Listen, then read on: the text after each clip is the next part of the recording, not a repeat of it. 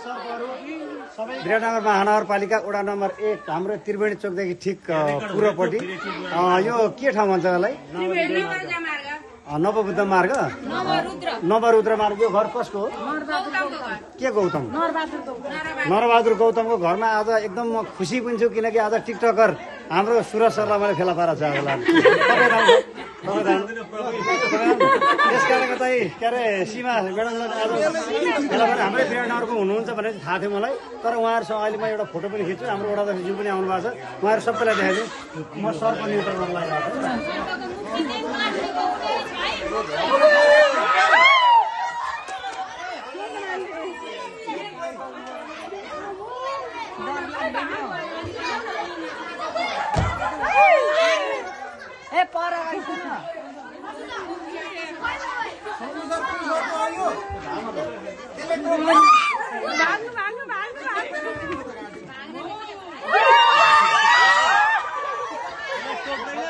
छिरिराखेको अवस्था छ है। त्यस कारणले गर्दाखेरि सबैजना होसियार साथ रहनु होला। तपाईँहरूको घरमा जहिले पनि म बारम्बार यिनै कुरा गरेको छु, झुल टाँगेर सुत्नु होला, भुइँमा कोही नसुत्नु होला। अब हिजो अस्ति मात्रै पनि उतो हाम्रो जाने दुध फार्ममा देखिहाल्नुभयो, एकजना लेडिज बिचरा गोमनसँगै सुत्नु भएको रहेछ। बुझ्नु नि, मैले त्यो भिडियो पनि हालेको छु। सँगै सुत्नु भएको, धन्न चाहिँ उहाँको हातले कता त्यो डस्ना चाहिँ छुन पुगेछ अरे, त्यो गोमनले कराएको भएर मलाई आएर बोलाउनु भयो। आउँदाखेरि बिचरा त्यो डस्ना पल्टाएर हेर्ला, डस्ना पनि योभन्दा ठुलो गोमन थियो।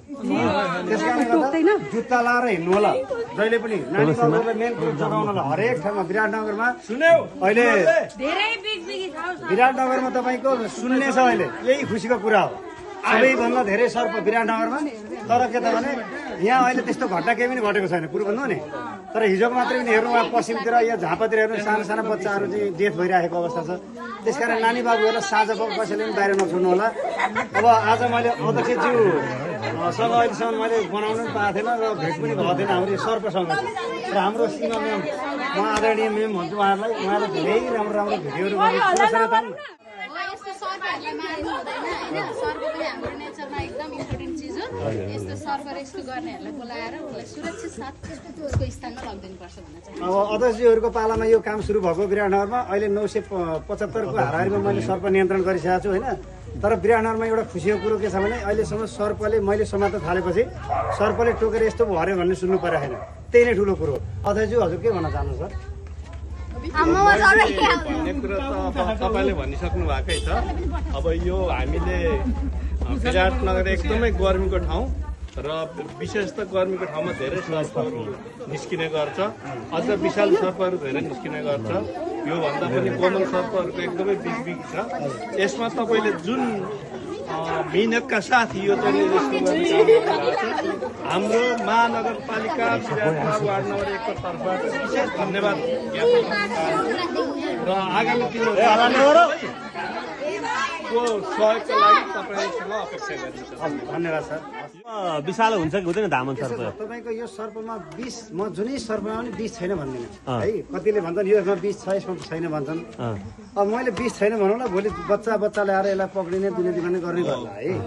त्यस कारणले गर्दा हाम्रो नङले आफ्नो नङले आफैलाई कोतरो भने त तपाईँको चाहिँ कति घाउ पाक्छ भने यो त सर्प हो नि। धेरै थोरै हो, अलिअलि विष हुन्छ।